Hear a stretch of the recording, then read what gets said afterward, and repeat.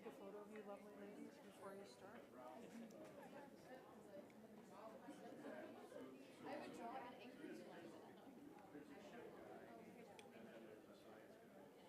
Thank you. Good luck.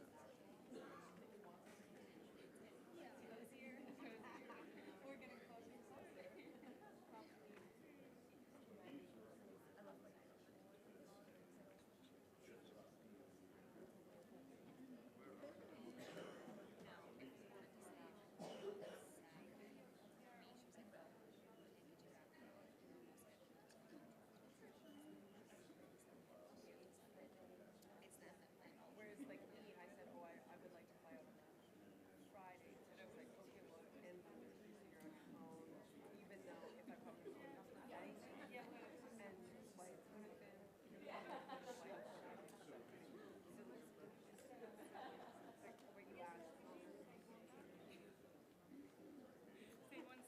And now I stayed for 5 years. It's not like I took on here to do this anyway, so affairs candidates.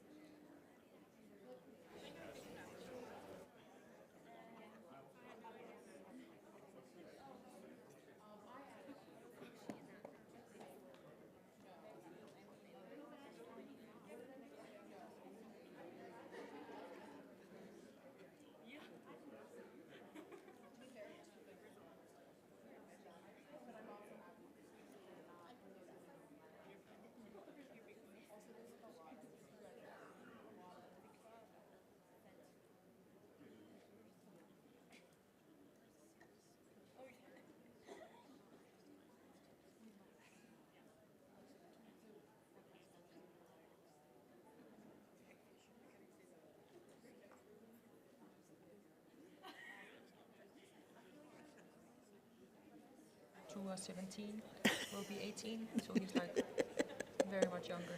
Yeah. Okay. How sweet. I think we are on. Can you hear me? Yeah. Okay. Ang killa khuzucher alarmayra asartakok kirirum unanga akok akutanamilaran angirtakokama akutanam ilan arachtamakok dana inam tanangin kugan rarisak sapmi tanangin kugan anrarikoch. Hello, everybody, and good morning. My name is Haley Hana Stepatin. I'm Unangach, and I was born and raised in my village of Akutan. I'm an enrolled member in the Kirirun tribe of Unangach people. I live on Dena'ina lands in Anchorage, Alaska, and I work as an assistant professor of Arctic Security Studies with the Ted Stevens Center for Arctic Security Studies. And I acknowledge that we are here on the lands of the Sami peoples. Welcome to the panel titled Human and Environmental Security in the Arctic, Perspectives from Indigenous Women Scientists and Researchers.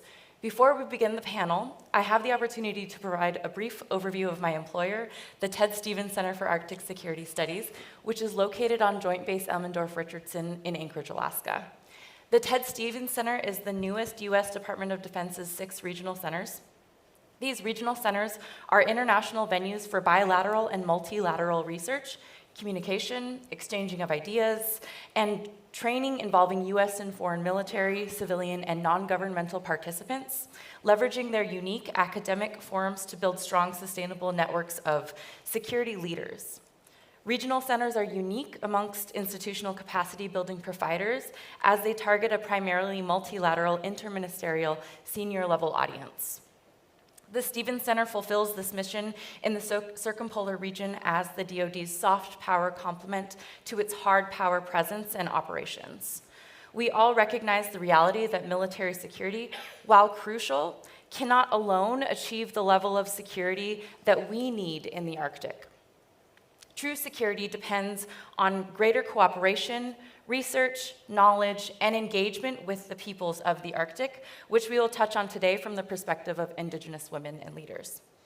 The Stevens Center started just 2.5 years ago and expects to reach full operational capacity by this calendar year. The center is located in Alaska, which is the vast region, 80% as large as Greenland, and it's the reason the US is an Arctic nation. However, it is not an Alaska center. It's an international center focused on the broader circumpolar region.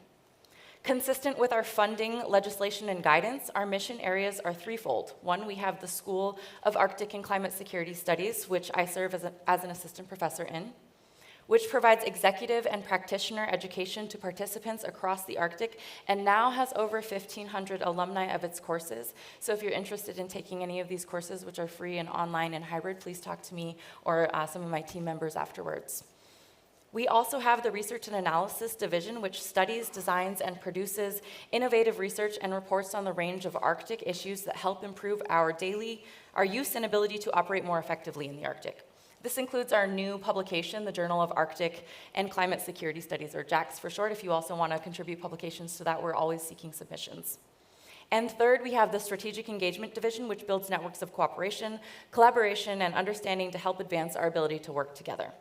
Through these mission areas, the Stevens Center supports the DoD through research and analysis, executive education, and strategic engagement activities to support Arctic awareness, both among partners and within the increasingly professionalized field of U.S. Arctic service, advancement of DoD Arctic priorities, reinforcing the rules-based order in the Arctic, and Secretary of Defense Lloyd Austin's priorities and national security strategies, guidance addressing the impacts of climate change in the region.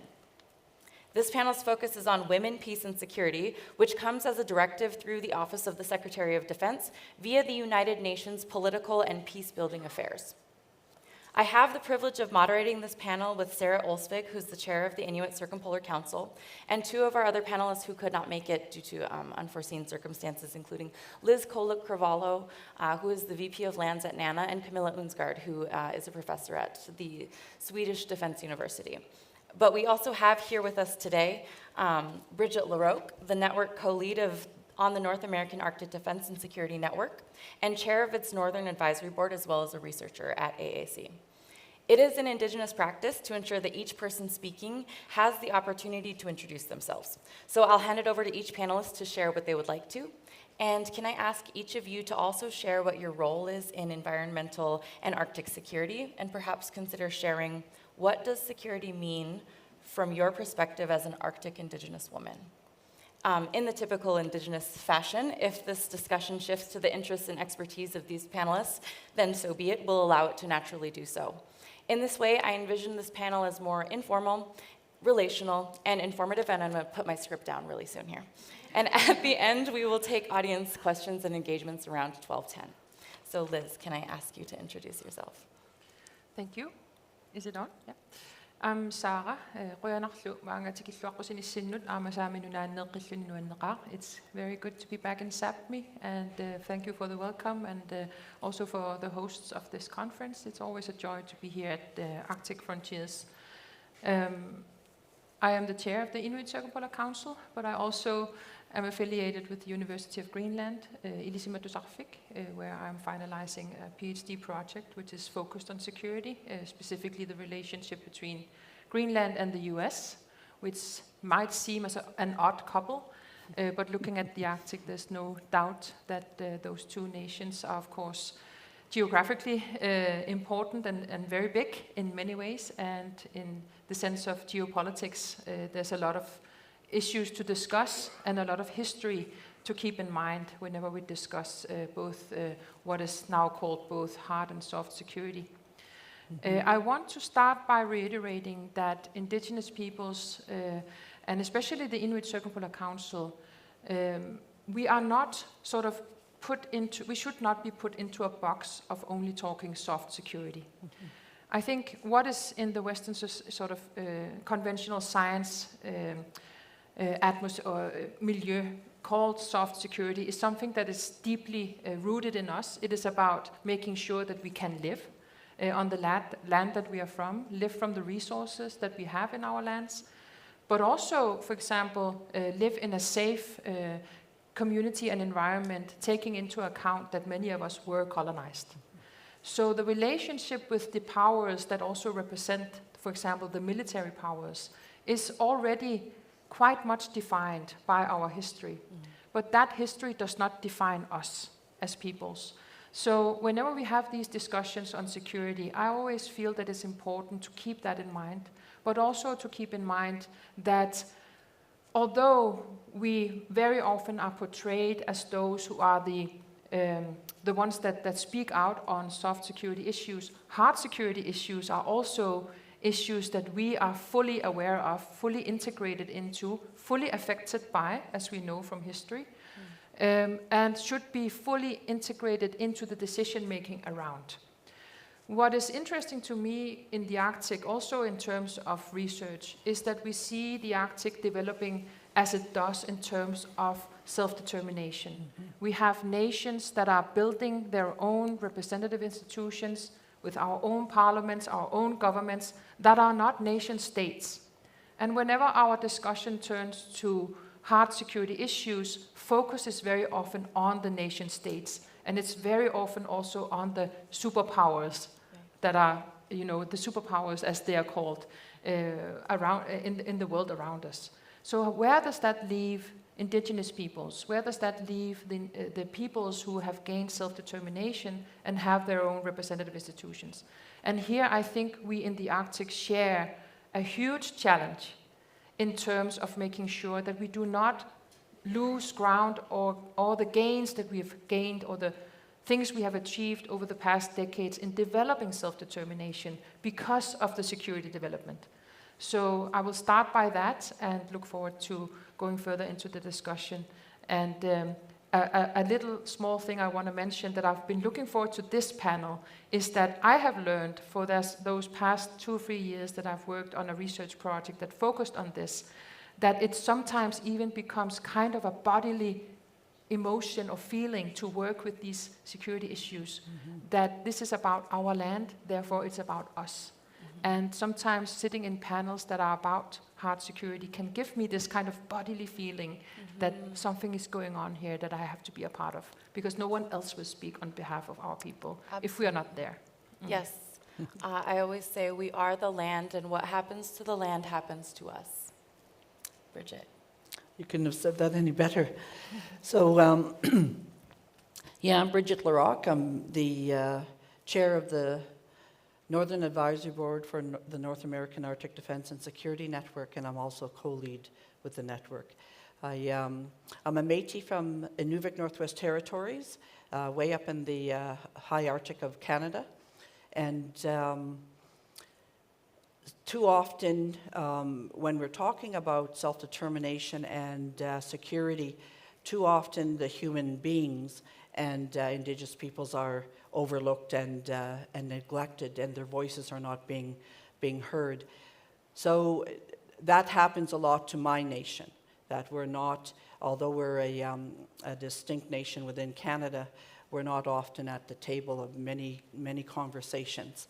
And we do, in my home community, we do have 2 land claim organizations, the Inuvialuit and the Gwich'in, and we still have our Métis local in that community. However, like I said, the voices aren't always heard. So when we're talking about hard and soft security, we have to be at the table as well. So that's a lot of what I do, is to make sure that our voices are heard and my people do matter. And the land, this, when we talk about the land and our home, we're not talking about wild land, and I don't know where that term comes from. And when we talk about our food sources, they're not wild animals. That is our food source. And we have an obligation and a responsibility to protect our land, our animals, and ourselves. And we have to do this in collaboration and coordination with our other Indigenous siblings and relatives. And we have to do this with the outsiders and the state.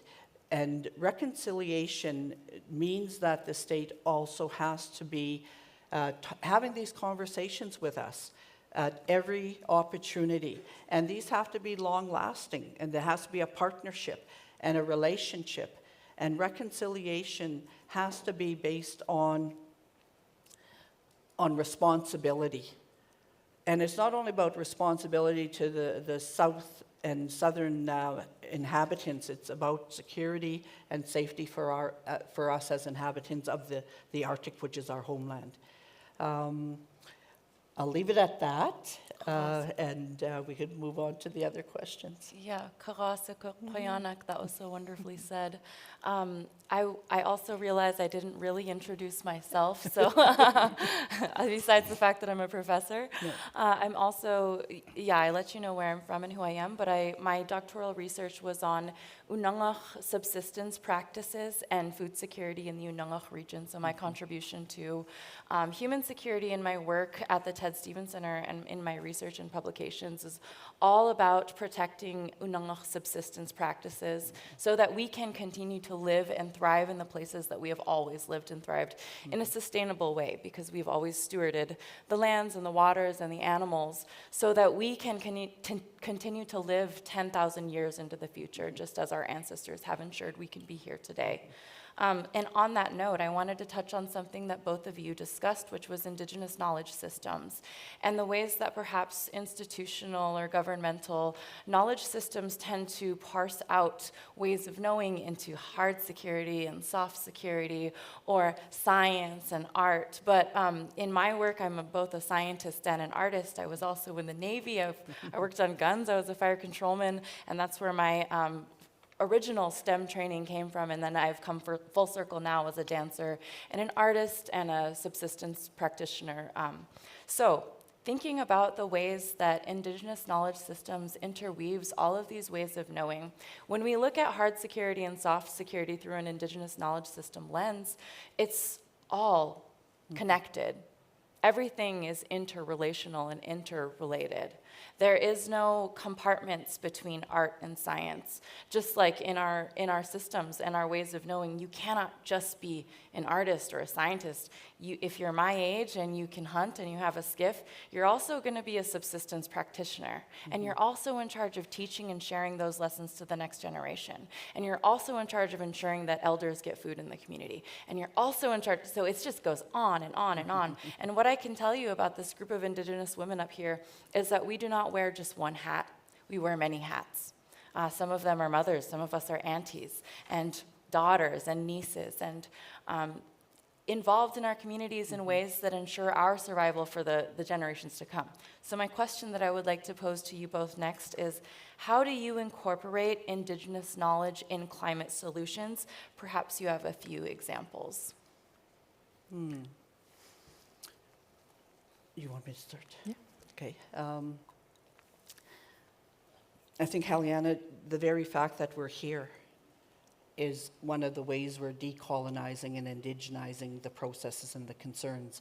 And, you know, taking up space in our community, taking up space in networks and in institutions that we could help break down the barriers, help break down the siloing that we've always been impacted by. You know, so now we're bringing our voices to the world and globally and within ourselves, because we are the Arctic is our homeland. Yeah. And we seldom have these conversations amongst ourselves.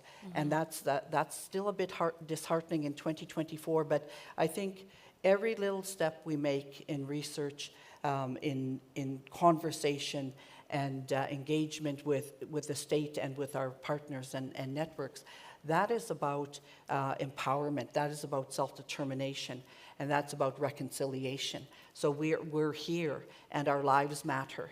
And I think this is the most important one for me, is that, you know, seeing ourselves, most times, you know, Sarah probably finds herself the only Indigenous voice, and they think that she's the Indigenous voice of the Arctic.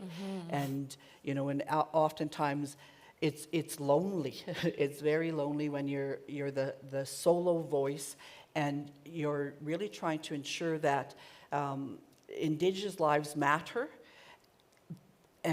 but when you're only one voice, how do you make sure that that's being resonated and permeated throughout our global society? And that's a big uptaking, but our elders and our ancestors have put this responsibility on us. So we have to make sure that when we're doing this work, that it means something, that this isn't just a one-off. So, our research is lifelong. It's lifelong learning, and it's about lifelong relationships and partnerships. And too often, sometimes research is only a one-time project, and they don't look at it from a holistic, intersectional, multidisciplinary, and interrelational.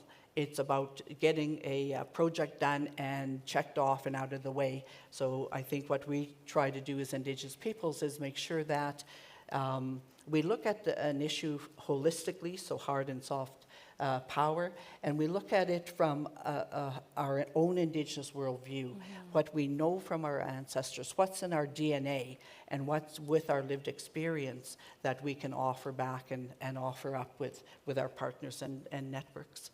Absolutely. Thank you for sharing, Bridget. Sarah? Yes, I think I want to start by also mentioning that in the Inuit Circumpolar Council, we represent Inuit both in Greenland, Canada, Alaska, and Chukotka, Russia. So, of course, our organization, from its own political history and the experiences we've made over those decades, especially after the end of the Cold War, are really valuable in the sense of making sure that there is a cooperation across state borders. And I think some of the things that we contribute with as Indigenous peoples of the Arctic, and now specifically also within the Arctic Council, since we are able to meet and conduct work across state borders, is exactly that. That we can contribute with the worldviews, with the perspectives, with the buzzwords often mentioned in documents like people to people and cross-border. We actually do that. So those things, I think, are very specific to Arctic Indigenous peoples, that we very often live across state borders. So that comes also with how to break down those barriers that were created with colonization. So, for example, in the northernmost area of Galassinunat, Greenland, where I'm from, the Inuit, which is the indigenous people of that area, used to be living as one with the Inuit on the Canada side. Now, then colonization and also militarization of Avanossuaq, that area of Greenland with a current US military base there still, has made it difficult to maintain the use of the cross-border land, which also means that there's a loss of knowledge, loss of access, loss of connectedness to the land on the other side. So there are some sort of developments here where we have to deliberately restore and be deliberate in our policies to make sure that there is a connection. So this is just one example of the border between Greenland and Canada, and here we from the Inuit Circumpolar Council have an initiative called the Bigealasorsuaq Initiative, where we just in terms of resource management are calling for an Inuit-led research management regime that crosses the border of Greenland and Canada. That is not easy because we have two very different jurisdictions. So again, it's a constant effort that needs to be done with the deliberateness from ourselves, wanting to restore and reconnect and be, insist on being the indigenous peoples that lived and live across borders, and then calling for partnership with our states and governments to be the ones that then also make sure that this can happen. So this is just one example of why it is so important that governments, and especially those that are in the south, so Greenland has its own government and parliament, but I also know that when we talk about national governments, some of them will be in the south outside of the Arctic, that it is so important that we work in close partnerships and raise their awareness, that they take on the responsibility of educating themselves about how the Arctic and Arctic peoples want their Arctic to be. And that is a really big challenge, especially when it comes to security and hard and soft power issues. So again here, I think that the deliberateness from our side, that our knowledge systems, our worldviews are recognized, not only recognized but also implemented Yes. into the policies that are conducted, especially from the South, is so important. Yes, Karasakuk, I would like to speak to that a little bit.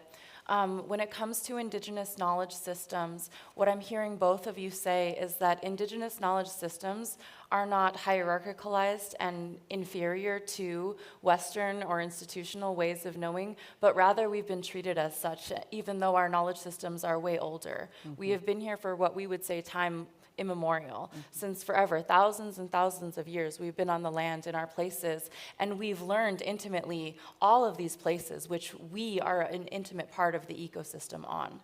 So when it comes to Indigenous knowledge systems, Indigenous knowledge equals science. There is no hierarchy of science above Indigenous knowledge systems or Indigenous ways of knowing, but it must be treated equitably, and it must have that same sort of engagement as you would hard science, for example, versus social science. This is a constant dilemma that I find myself in as a social science researcher. So Indigenous knowledge systems inform, our survivability, which equals to us security. Security for Indigenous peoples is being able to live in our homelands, being able to stay and continue eating the foods that our ancestors ate, and ensuring that future generations can continue to eat the foods that our ancestors ate, and continue to go to the places that our ancestors went to. And this really speaks to the sustainability of our ways of knowing. And also colonization. I want to speak to colonization a bit because you did bring it up, and I would like to ask you a question about reconciliation because perhaps some folks here might not know what that means in the Canadian Indigenous context. So settler colonialism is founded upon what Dr. Eve Tuck and Kay Wayne Yang would say, elimination of Indigenous peoples. And this is bound up from settler colonial nation states, right? This is bound up with, in the United States, it's bound up with slavery and capitalism.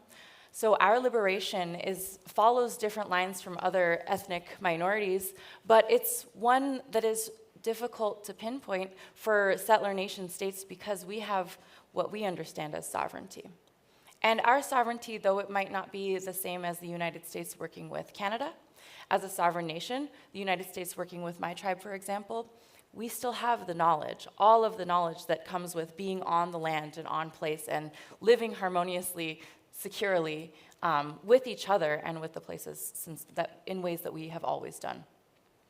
So the settler colonial piece of our interrelatedness and ensuring security in our futures is really critical because settler colonialism to our ways of being is so young. My people were colonized by Russia in 1741. By the United States in 1867.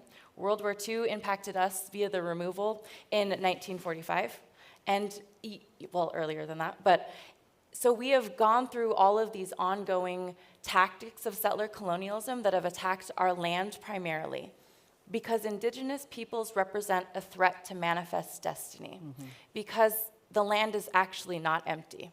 We've always been here. We are the land. We are of the land.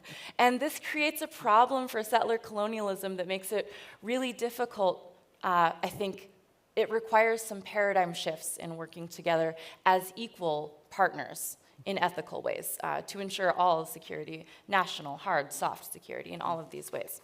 So Bridget, I would like to turn to you if you can, maybe touch on reconciliation and perhaps the United Nations Declaration on the Rights of Indigenous Peoples that sort of informed the Truth and Reconciliation Commission in Canada, which is a specific issue that neither of our peoples have yet in our nations.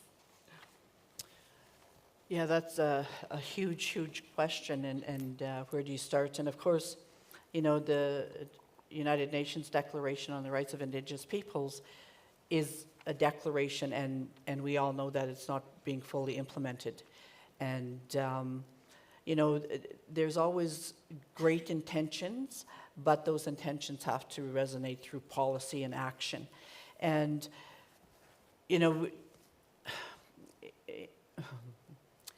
Indian residential school systems, or to kill the Indian and the child. And this genocidal policy still permeates throughout Canada and everywhere else in the globe, that colonization is still impacting our lives. Reconciliation is about true relationship. It's about really caring that all lives matter. It's not just a slogan. So you have to be engaged in the community. You have to be engaged with the people, and especially the Indigenous peoples, and that relationship has to mean something. It can't be just, I know Haliana, and then you forget about her for 2 years.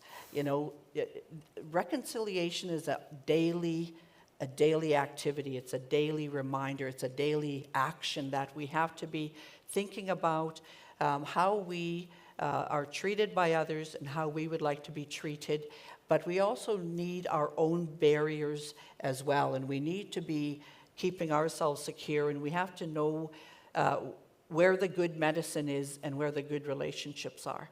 Because if we continue to be up against ignorance and racism and people taking up space and our voice, and the continued marginalization of our peoples is not where we want to see the future for our children and our grandchildren.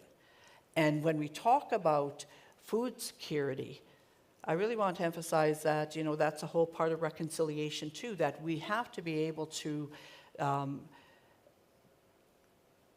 eat our own food. And when we talk about food security, it's not about what's in the grocery store and the cans on the shelf or fresh produce. So we also have to respect that where we come from, we eat different. Our animals are in our DNA. Our animals are us, so we have to protect that. And how do we protect that against climate change? And if we're not at the table, we're not doing the research and really being able to share our history and our knowledge, then that's not reconciliation. Right. So reconciliation has to be at every step of our daily lives, every hour that we're engaging in conversation or engaging in work and working for whichever governments, be it territorial, federal, Indigenous, or municipality. We have to make sure that we take up space, that we're implementing what our ancestors have left us. And if we don't do that, then we're not taking up the responsibility for future generations and for our own grandchildren and great-grandchildren to come. So I hope that answers a bit the reconciliation. Some people will put a W in front of it because sometimes we think it's just another wrecking ball that we're going to have to be, challenging against. And it's hard work, and it's complicated, and it's difficult, because if you're used to your own privilege and you're used to your own ways of security, and you're not recognizing Indigenous people's security, you're not recognizing Indigenous people's rights and upholding their values, then reconciliation will continue to fail us.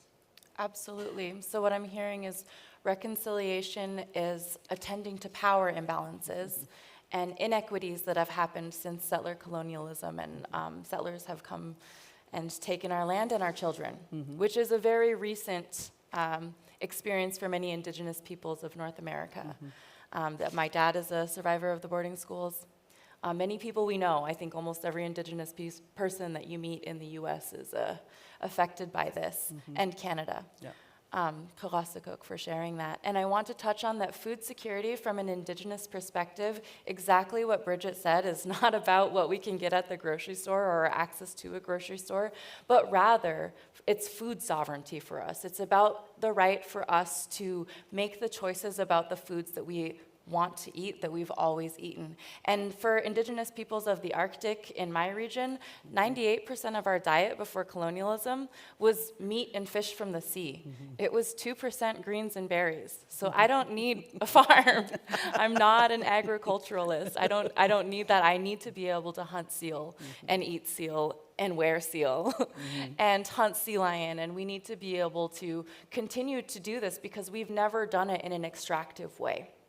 And the impacts that we're witnessing to our food systems is not because of us, but we're the most disproportionately impacted by climate change, which impacts our ability to maintain these secure food systems and have the autonomy to make the decisions about the foods that we choose to eat, that sustain us and we sustain them.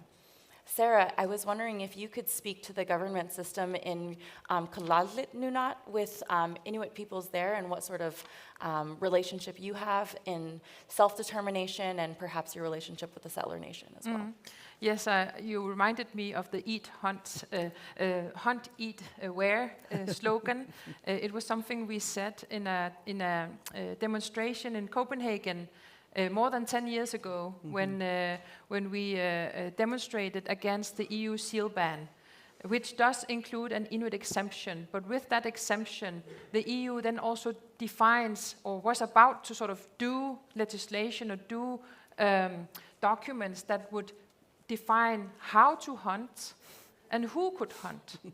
So this was a very good example of how political efforts from many, many different sides had to come together. So we had a demonstration together with the Fishermen and Hunters Association of Greenland. They traveled to Copenhagen, and we demonstrated outside a big department store that had also, in spite of the exemption, in spite of being legally able to market and sell sealskin hunted by Inuit, sold by Inuit, prepared by Inuit products of seal, they banned it in their own department store. So this was an example of the major effects that policy developed so many thousands of kilometers away from our societies in Brussels, in the EU, was directly impacting how our hunters were able to live from seal hunting in terms of being able to sell the sealskin.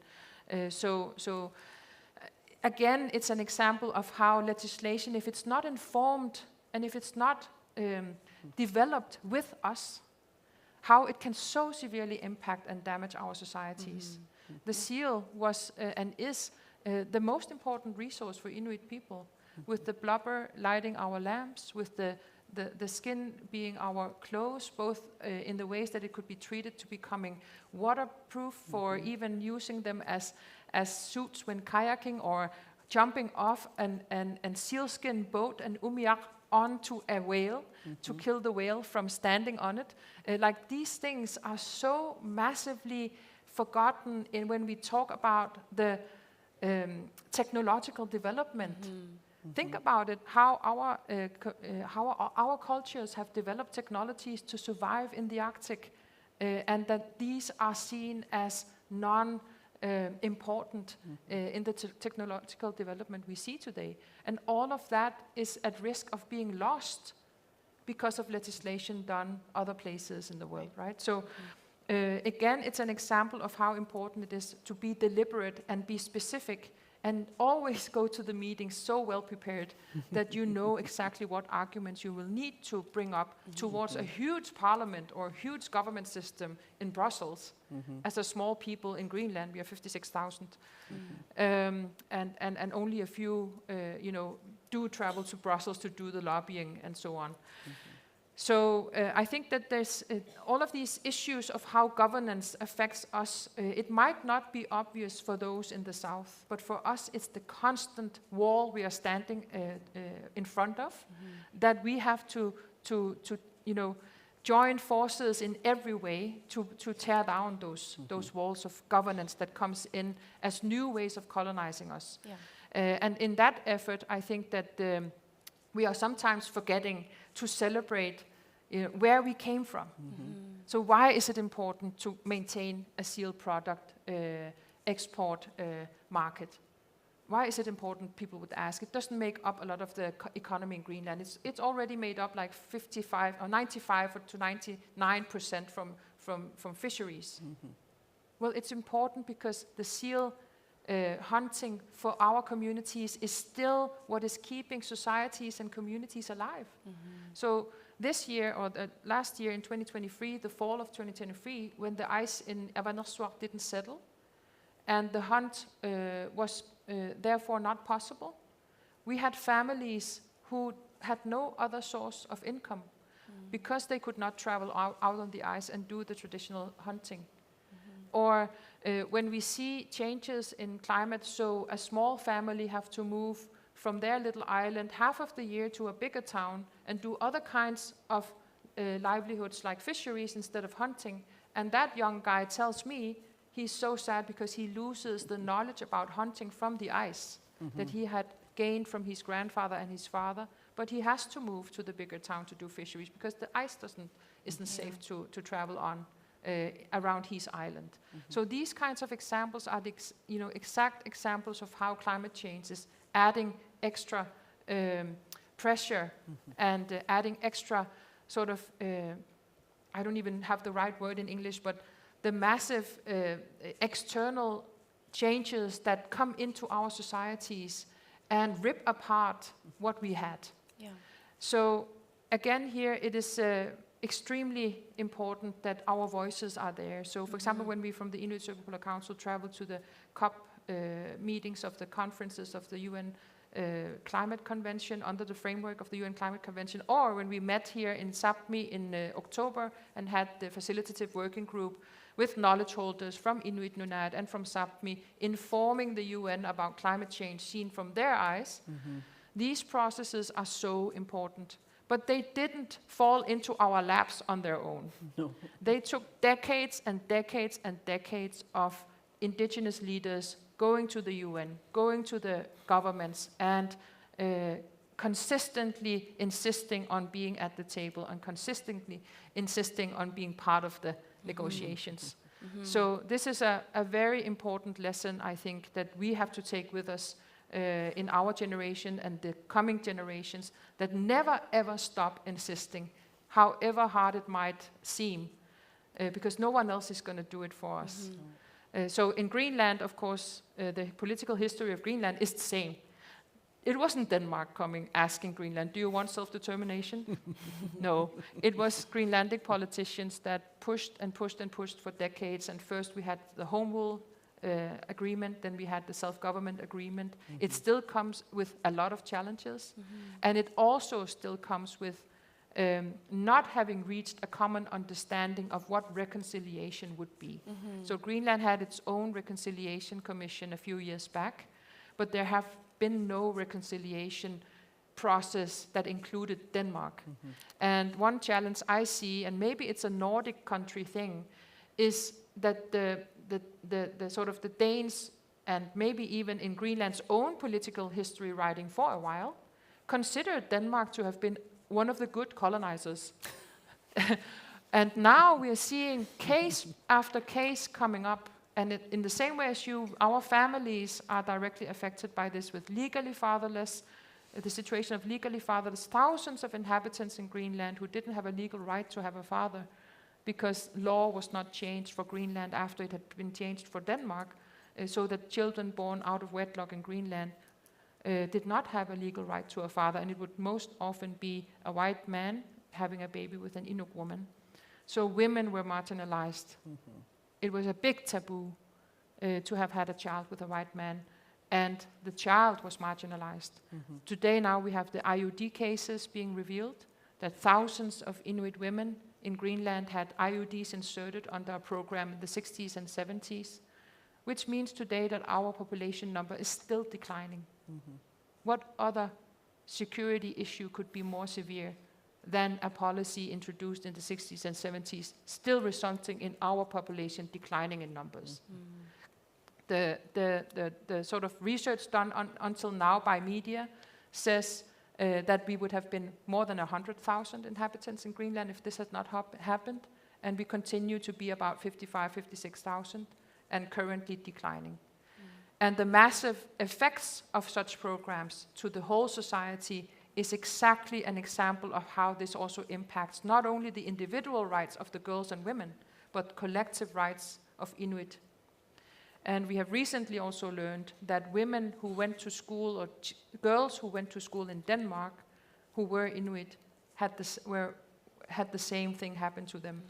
And also in Greenland, that it was the classes of Inuit children that were taken to the doctor to have IUDs inserted, not the Danish classes. So what is this an example of to me? It is a clear example of racial discrimination. It is a clear example of colonialism at its worst phase. And these things have not been out in the open. And it requires the governments in the South to really, really educate themselves, look inwards, and understand those impacts. If we are not going to have something called reconciliation that just becomes a buzzword, we need to reach that common understanding. And that's the hardest part. That has not happened yet in our society, I would say. I don't know about the other Nordic countries. There are some processes going on, I know, in Norway and Sweden. But this hard work of looking each other in the eye and understanding what has happened, that's the hardest part. Absolutely. And, you know, when we think about settler colonialism being founded upon the elimination of Indigenous peoples, literally the way that they've been using this elimination strategy is through forced sterilization of our women. And this has gone on for way too long, like my parents' generation. My dad is Indigenous, you know. And this is not the case. It was oftentimes the case where, especially for my people under Russian colonization, that the Russian colonizers had a Nunangach wife and had a baby, that they wanted to be the ruling class because then they could trust them, right?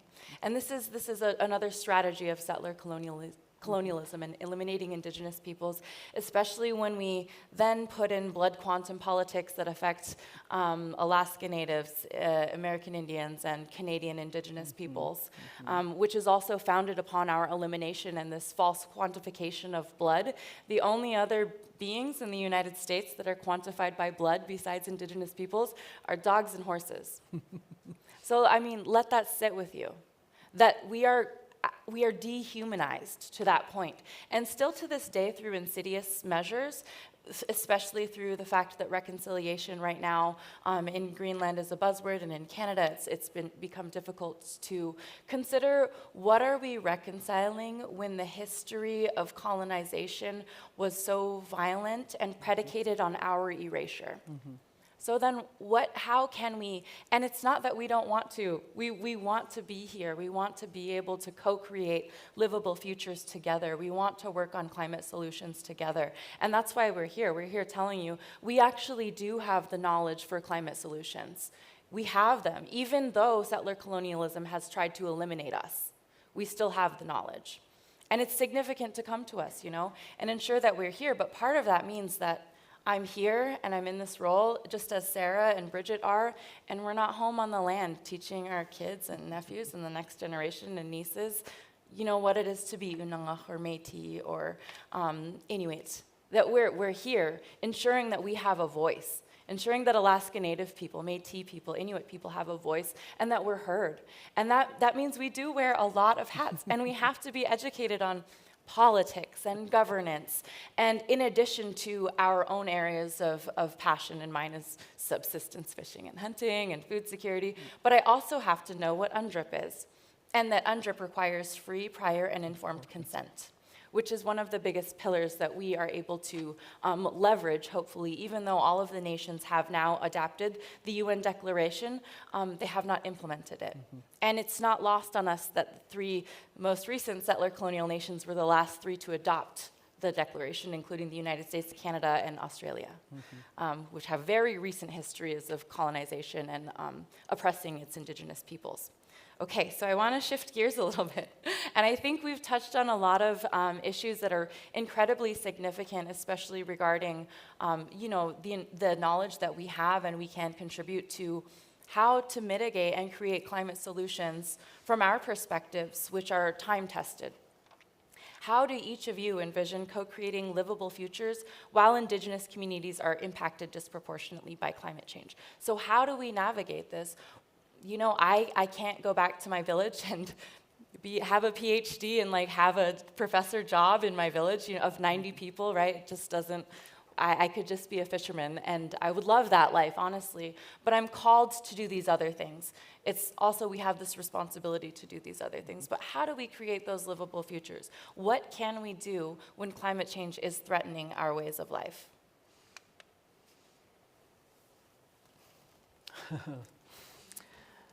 I guess the first thing is, you know, to have the conversation, but also for us to remember, you know, the importance of our land and our own Indigenous ways of knowing, doing, and being, and our laws. You know, we have laws out there that you only take what you need. You only take what you need to use. That everything has to be recycled and used in proper ways. And we have to remember our ceremonies as well. That, you know, when we're going out to harvest our animals or our medicines and our berries, that there's a ceremony that has to take place, so then they keep coming back for us. But we also have to protect the lands, and it's hard to do that because, you know, I live in the subarctic right now in Yellowknife, and we had a massive forest fire on our lands, and we had to evacuate. And even the evacuation wasn't about reconciliation. It was just leave. And, you know, so many of us had the resources to be resilient in the South, but there's so many that didn't.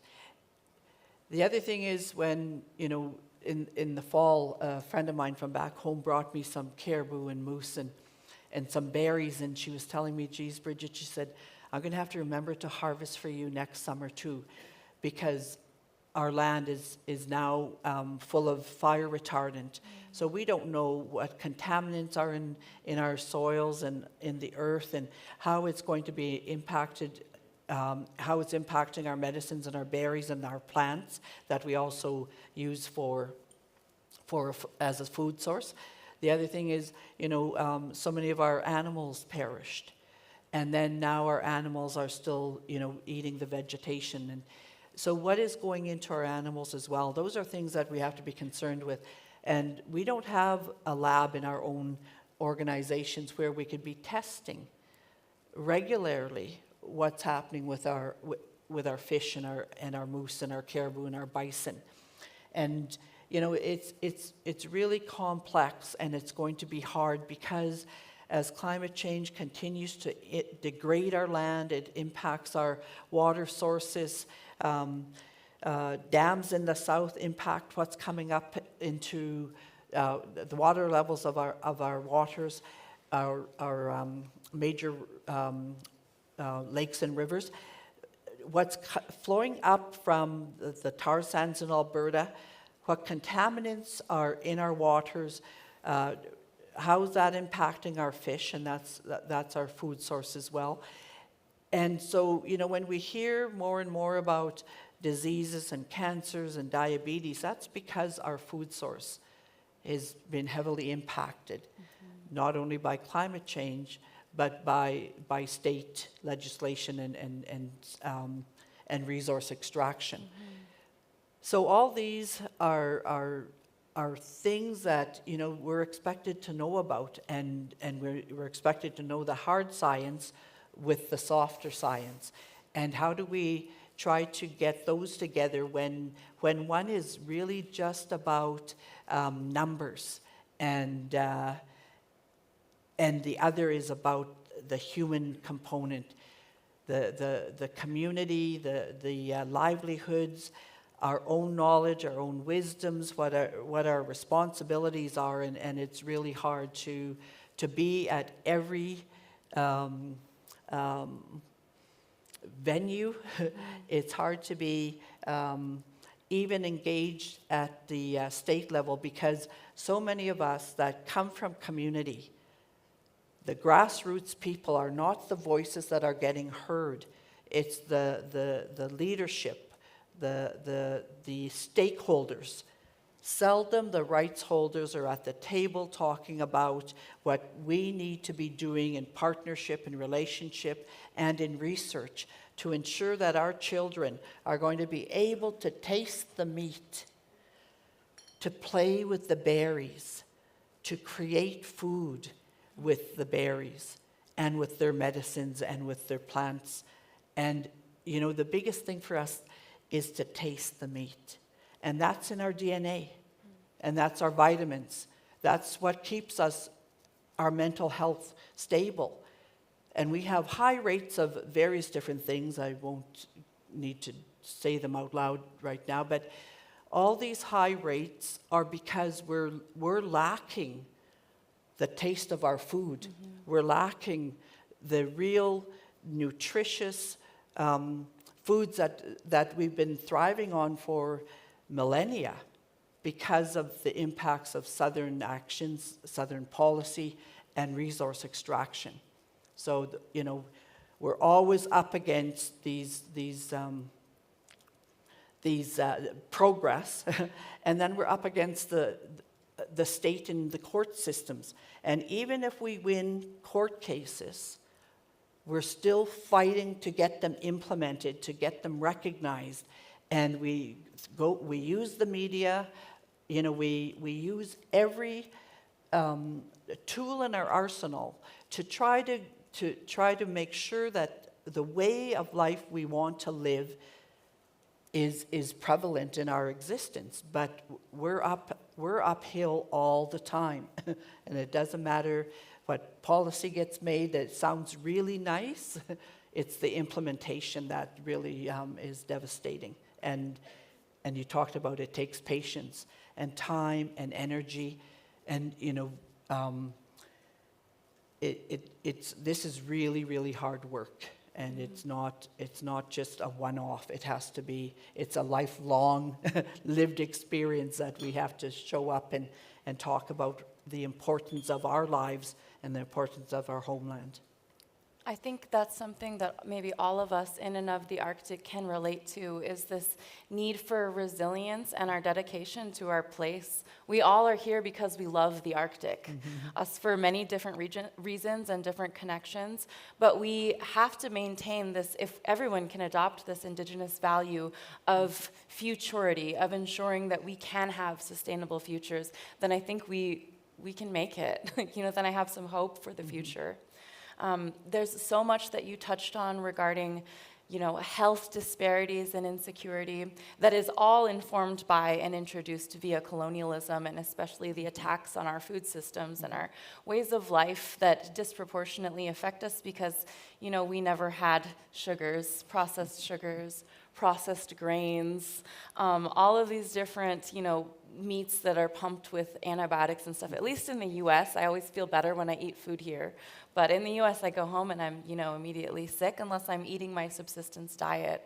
And one of my elders in my community, in Unalaska, actually not my community, but my neighboring community, she told me that if you're ever sick, if something's ever wrong, just go back to the diet that your grandma ate. My grandma was born in an ulach, a semi-subterranean house on Akun Island, no longer fully inhabited, in 1912. So she definitely ate our unangach diet.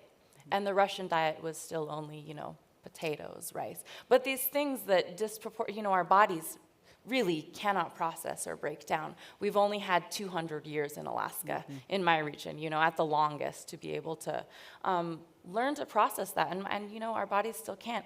And that's not what food security is for us. Food security for us is being able to eat the food our grandma ate, and being able to tend the land and the places that they lived. There's another thing I wanted to touch on. Oh, you brought up ceremony as well. This is another thing when it comes to food security in our regions. When we go to hunt a seal or harvest a whale or a sea lion or catch a fish or pick a gallon of berries or get some greens from the land or some medicines, it's not this extractive exchange that's characterized by purchasing something at the supermarket. It has a relationship, a long-standing relationship that when we walk on the lands and we go to collect these items, we know that my grandma's grandma's grandma's grandma's grandma did that. And then what does it mean for us when we can't go to that same place because maybe it's eroding into the ocean, the sea levels are rising, or maybe seals aren't returning, or sea lion and salmon aren't returning because the waters are warm and there are harmful algal blooms, so now we can't eat the beach foods that we always ate that was an important activity for elders and kids to do together. So it isn't just our ability to eat food every single day, which is really what life is surrounded upon, but it's built around this food systems, really. It's our ability to continue to be Unangach and Métis and Inuit and Indigenous and Sami. And there are many things that were said, and something that I want to share that one of my Sami friends said is, nothing about us without us. So. Sarah, I would like to turn it over to you, back to that question of how do you envision co-creating livable futures while Indigenous communities are impacted disproportionately by climate change in the Arctic, or anything else you'd like to build on? Well, I just wanted also to react on the climate issue. For the past many months, whenever I have been asked what is the biggest security threat to the Arctic, I always reply climate change. And some way I hope that will continue to be the reply, although we of course want to combat climate change because it's affecting us in every way. But I think that these kinds of dialogues where we meet and talk is one key that we must all keep in our pocket and use to ensure that the hard security issues do not become the biggest threat to our peoples in the Arctic. And I think that's something that we also need to call for deliberateness on by our 8 states. And here, I think that the work that is done in the Arctic Council has really proved to be extremely important to how we've been able to conduct governance in the Arctic. And it requires us to consider in details how we support each other in making sure that we continue to have an Arctic Council. I'm sure it's been said on this stage before during this conference, but I wanted to reiterate that as well as the chair of the Inuit Circle Polar Council, as a co-founder of the Arctic Council, and as a permanent participant. It is our utmost important task within the Council to make sure that we continue to have an Arctic Council. And I think that the question of what is the biggest security threat, when I reply climate change, I know that our peoples have been able to adapt. And I know that we can also adapt to the changes that are coming now and are happening now. We see that all the time. But the thing is that the massive changes that are happening and the effects that it has on our peoples is so directly interlinked with our human rights. That aspect of it has to be at the core of any climate policy making. And that's also the message that we bring when we go to the UN Climate Convention COPs or any other negotiations about climate change. And I think that is also a responsibility of the states that also represents us, since we don't have our own representative institutions recognized to be fully integrated into the negotiations. They should be the ones carrying that message to the world leaders with us, that climate change is a massive impact on our rights. We've seen it here in Sápmi, we hear about it in our media, we hear about it across the world, how climate change is deeply, deeply affecting the human rights of Indigenous peoples. And therefore, at the latest COP, one message we brought was that we are at tipping points in terms of climate science, but we are also at tipping points when it comes to human rights. And one example is the Fosen case here in Norway. It's a clear example of how climate policies end up being extremely difficult and important human rights issues.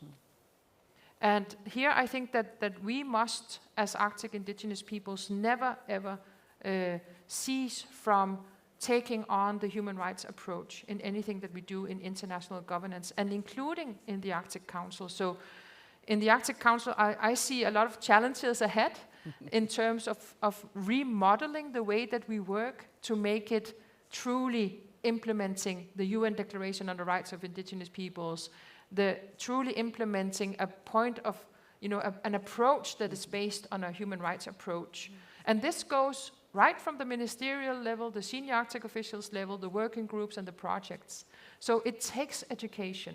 It needs to come with people taking on themselves to educate themselves, but also us to continue to push for that agenda. And this is, for example, also an issue that comes to, that it brings us to the question of who does science in the Arctic? And what kind of science is done in the Arctic? Who asks the research questions and who designs the research projects? This is something that we now actively want to work with within the Arctic Council working groups and make sure that whatever research projects are done with indigenous peoples right from the start.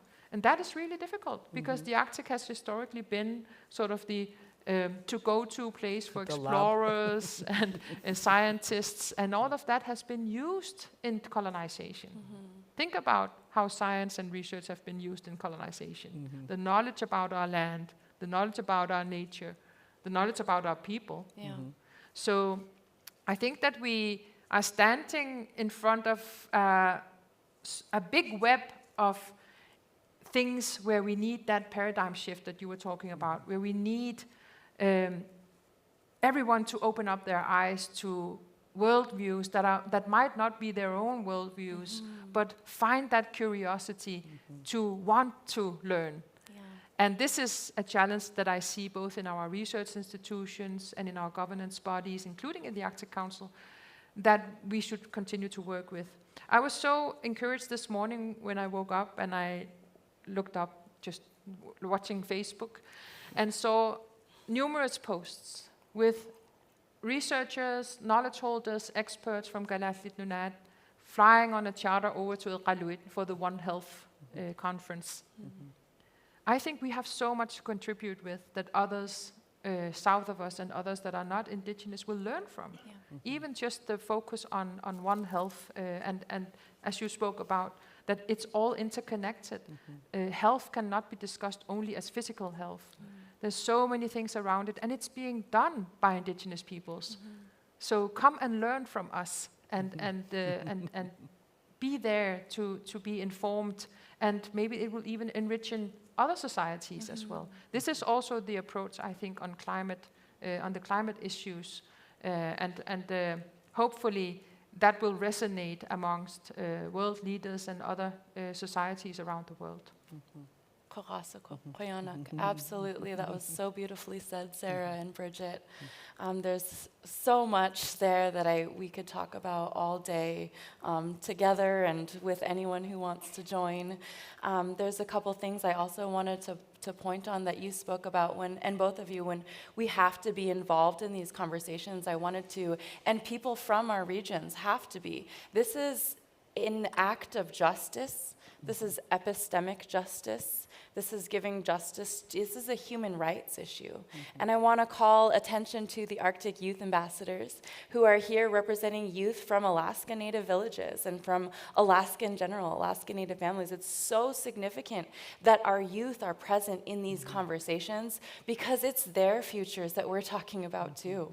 They're the ones, they have the opportunity to be here, so I encourage you to listen to them, to talk to them, to ask them questions, and to thank them for being here, for traveling all this way, 40 hours from Alaska and from our villages, just to represent our families and our peoples. And it's so critical because they're the ones who might not be able to fish salmon. They're the ones who might not be able to raise their children, the next generation teaching salmon if we're salmon people, in the ways that we always have done.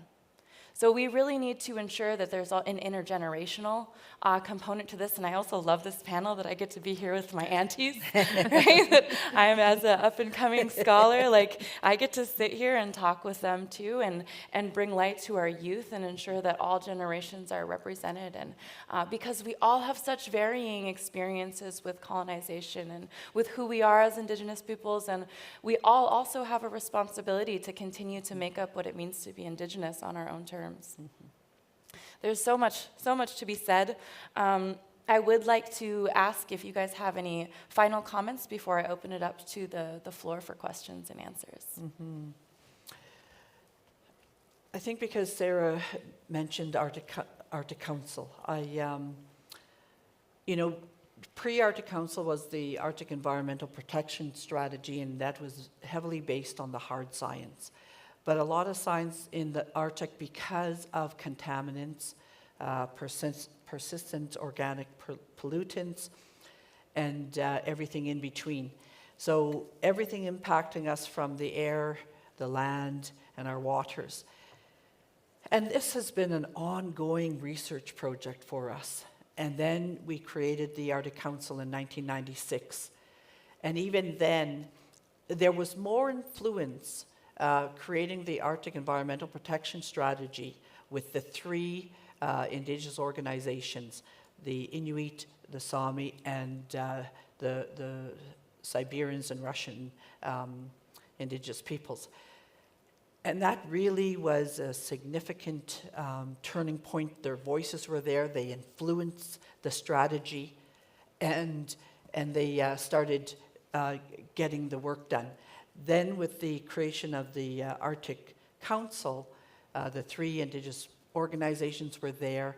I sat on the Canadian delegation. I met with them a lot, so we knew what we were talking about when we were encouraging perm participants, when we were pluralizing Indigenous peoples, and when we're trying to get a vote at the table and be equal with the state. However, we didn't get to that point. But it's still an important venue, it's still an important forum for reconciliation, collaboration, research, and recognition that our lives matter, that we're here, that we're going to be here. This is our homeland. We're not just going to be uprooted, displaced, or marginalized as much as we can help. And I'm glad the youth are also here. You know, and they hear from our elders, they hear from the home community our struggles and our fights and our obligations and responsibilities. And it's hard work. I hope we blazed or what is it, softened the trail a bit. And I hope that we're leaving you with some really good knowledge and information and the tools that you need to keep this conversation going. You know, that our lives do matter. We're just not numbers. We're just not tags. You know, there's a whole, when we're talking about Indigenous worldview, it's holistic. It's all interconnected. It's interwoven. It's in our DNA. It's in our blood. It's who we are. And so when, you know, we talk about reproductive rights and the right for us to survive and live and thrive, and yet we're up against so much. We're up against elimination. We're up against genocide. We're up against truth. We're up against state powers. So anywhere that we can find power, Arctic Council, sorry, we need to make sure that we remember the corporate history. We remember what our elders said at the tables. Remember what our politicians were fighting for, because that's so important. Because if we forget that and we just think it's another meeting to go to or a nice place to travel to, then we're not taking up the responsibility that has been gifted to us from our ancestors. So those are the messages I like to leave, that, you know, we do matter, our voices matter, and we have to take that responsibility seriously. Mm-hmm. Mm. Yes, and I too am so happy to see so many youth here. You have a lot of work to do ahead of you, but luckily you will, like we do, stand on the shoulders of a lot of other leaders who have walked ahead. And when we talk about the UN Declaration on the Rights of Indigenous Peoples, I always find it important to remind everyone always to look back at the original text that Indigenous peoples brought to the table. We did so in celebrating the 50 years of Arctic Indigenous Peoples Cooperation last summer in Ilulissat in Kalaallit in Greenland. And we are working on a publication where we tell our own political history throughout those 50 years. It will be out in the summer during the expert mechanism on the rights of Indigenous peoples session in Geneva in the Human Rights Council. And in going back to look at what did ICC bring to the table on exactly the issue of self-determination or the right of self-identification as indigenous peoples, what did we bring to the table when it came to the different rights around free, prior, and informed consent? It was really clear to me that whenever we have these instruments in our hands, they are a product of a negotiation that people around the table, in this case, the UN member states, had to agree on. So it's not perfect. And we have to remember to go back to look at what did indigenous peoples propose? What were the principles behind those proposals? And remember where that came from. So as important as the UN Declaration on the Rights of Indigenous Peoples is, and as important it is to implement by our states and governments, our states and governments can also themselves choose to do better. So I think that in the way ahead for those that will come with us and after us into these negotiations, we have to focus on how to make sure that we are truly implementing what was the spirit of those rights when we brought them to the table in the negotiation. And in that sense, in that effort, we need to know our own political history, but not a lot of people write about it. So get writing, get publishing, and let's write our own histories, including our political histories.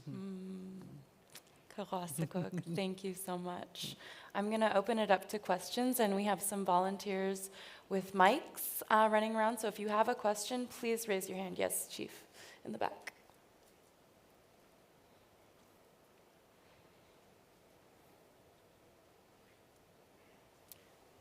Thank you very much. You know, I believe that this is the most important panel that has been up here all week.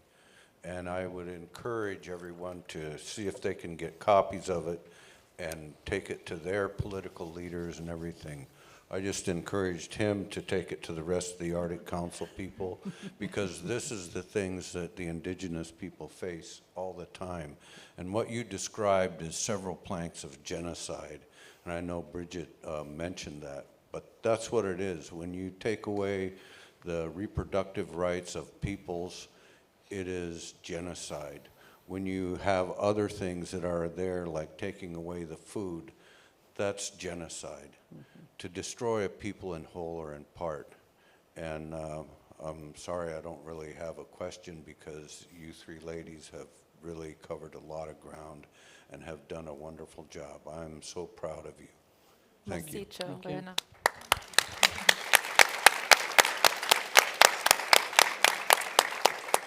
I would like to prioritize if our youth have any questions, please raise your hand.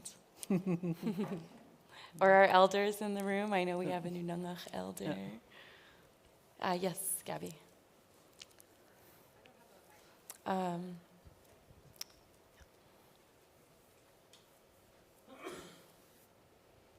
Hi, so I'm part of the Emerging Leader program here, and I'm sure most of you have seen our Outlook videos, and both of them, a common theme was what future would you like to be behind, but there was some heated debate about whether it should be future or futures with an S, and actually with a lot of indication with that S, because Hannah here made a really wonderful point that Indigenous futures are different from non-Indigenous futures, and so I'm wondering your opinion about what it's like to have a future that a lot of people see as one future, and where your individual futures are really impacted by the global order and what's perceived as one future, and how you balance that with your individual futures, which are in fact much different.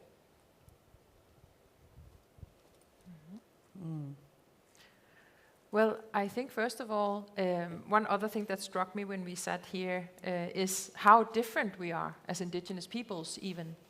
So to me, it's a given that we have to talk about plural futures, peoples, as we also have been, our people have been fighting for at different venues to have the S included and the apostrophe after the S when we talk about peoples. It is so important. So I think it's a given that we have to talk about different futures, even for the different indigenous peoples. Even within Inuit Nunat, we are very different. We have very different realities when it comes to legislation, constituencies, but we also are part of one culture that have weaved itself into other cultures and has also had developments in different branches. So although we call ourselves a marine people, there are also some that don't necessarily live predominantly from the marine resources, like there are also Sami people that are not living from reindeer husbandry. And we should all learn about those diversities so that we get away from the tokenism, get away from the stereotypification, is that a word? It is now. And it's not a new buzzword. Yeah,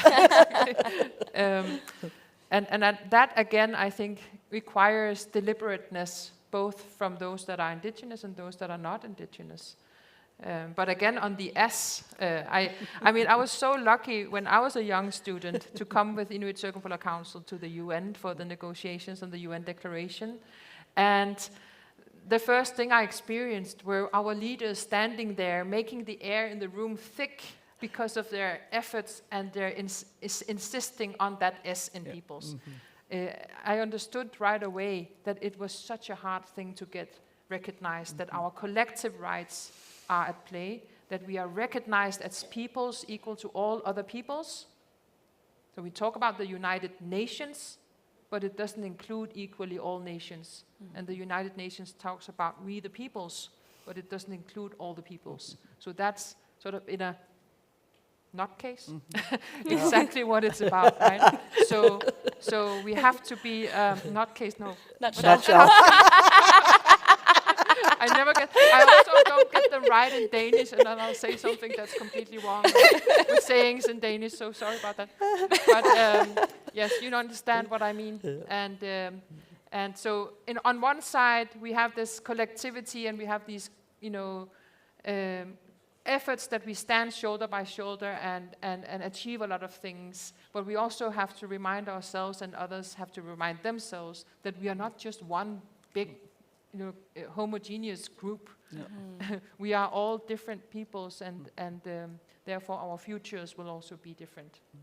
I'm sorry about that. Not taste. I see now. Sometimes I wonder if we are, because we're taking out this challenge every day. But words really matter, and defining the concept is so important, because we talk about one health, we talk about one Arctic, we talk about one future, right? But what do those really mean? And how do we really conceptualize them and work with those terms? Because our life is all about words, and our words matter. So we always then have to make sure that when we're using these words and we understand the concepts of them, and we implement that concept. But Sarah's so true. We're all individual. We're all distinct. And we have our own lived experiences. We have our own challenges with the state. We have our own colonization with the state. At one point in time, the Métis shouldn't have been even involved in the Indigenous residential school system, because Canada doesn't take financial ownership of the Métis people, thank goodness. But it sure took control when it needed to assimilate, to colonize, and to kill. And, our bison aren't roaming freely on the prairies anymore. The bison in the South Mackenzie are always, unfortunately, heavily diseased with brucellosis and other diseases, so making it unhealthy for us to eat and consume, and that impacts on our DNA, and that impacts on our livelihood, because it is what we eat, wear, and hunt. So and so when we're talking about nothing about us without us, that really has to be at the forefront of all of our minds when we're working with each other and when we're building relationship and when we're trying to reconcile worldviews, when we're trying to appreciate spirituality and ceremony. So all of this, we can't just put it into one box or package it really cute and nicely, because that's not our lived experiences. We're distinct. We have different ceremony. We have a lot of similar laws, but they come from the land. They come from place, and they mean sometimes different things for us. So. So we're never, to be used to divide and conquer, but we can also not just be lumped into one little ball and think, oh, well, I already negotiated with the Indigenous peoples, and leave it at that. Right. So, it has to be personal, it has to be individual, but most of all, it has to be collective. Mm-hmm. And collective Indigenous futures of Indigenous peoples. I love language matters, and I always capital I, capital P as well, because we're not just we're sovereign as well. But they must also consider, the fact that so my favorite part about, sorry, I just have to point this out, of meeting with Indigenous women is always how, no matter the subject, like we talked about, so many things that are hurtful and dark, we're going to always end up laughing, really hard. And the futures that I want to see are centered around Indigenous joy and our desires. And those desires might not be, homogenous. They might not be the same. But Indigenous futures vested upon our liberation, or whatever futures we decide, we also, as Indigenous peoples, have these shared values of understanding individual self-determination, which means that it's okay that I'm here and not in my village hunting and fishing, rearing children or whatever, right? It's okay that I'm here and I'm teaching, because my family knows this is the roles that I chose, and they respect that choice of mine. They honor my individual self-determination. Just as I honor the individual self-determination of, my brother who's living off our homelands, not in our homelands, and the people who stayed and the people who have to leave, and everything around that, because it takes a collective to integrate and consider these collective issues at liberation and what our futures are, could look like and what they could mean. And we all sort of respect each other's journeys in ways that I think everyone else can learn from. I think maybe one of the key takeaways from this panel that I hope you can take with you is the significance of Indigenous value systems and how those govern everything that we do. In capital G governance, and govern as in how we relate to the land, to plants, to one another, to the youth, to elders. I want you to think about how you can incorporate those values and not co-opt them, but incorporate them and consider working with Indigenous peoples in all that you do in our lands and our waters and our places. So I believe we are out of time now. If you would like to speak with yes, one more question. Okay, we have time for one more question. I'm going to go over here and prioritize the youth, please. So Taylor. I just want to say Koyana Kaknik and Chinangeli for you guys. You guys are so amazing, and it just reminded me of being back home. Thank you guys for uplifting us as Alaska Native youth. This is such a safe space, and like my uncle Gary said, it's like this is the best panel I've heard so far. It's not talking about extracting our lands or what we can gain from financial and economic gain from our lands, which could be heavy for our young people in these spaces who are not from this land. But it's hard for all of our people, and I really wanted to say thank you for Arctic Youth Ambassador for bringing us here. It's I think for Alaska Native youth, it's definitely a financial barrier to be in these spaces, so it's definitely a privilege to be here for all of us here, really. But yes, thank you guys. It was so special, and thank you guys. I just want to say, I hope you guys really take away and listen, and don't let these things that they're saying go over your head when you leave this room. Really think about these things. Let it resonate with you. Let it know that we're not talking with ourselves. It's our ancestors talking with you as well. And when we speak, we're not speaking for ourselves. We're not speaking for our whole communities, but we are giving a chance for our communities that aren't here right now to speak. And I think that is really important. And that a lot of you guys who are in the position to make, rules or go back to your country and make decisions, it's important that you guys involve Indigenous voices and leaders at the table, and instead of inviting them, let them speak. And don't let the young people sit on the side. We talk about youth leadership and youth representation at the table, especially all over the Arctic, but we always put those young people in the next room or on a side panel where they're not really heard, instead of at the main venue and on the main panel. So I really hope that in the future that we really involve our young people from the Arctic all over the place, and having our young people from rural Arctic in these spaces making decisions. It's important. And I think that, it's so healing to hear you guys talk. It's just reminding me of home, being with my mother, when we laugh like aunties all the time. But yes, thank you guys, and I really appreciate your words, Koyana.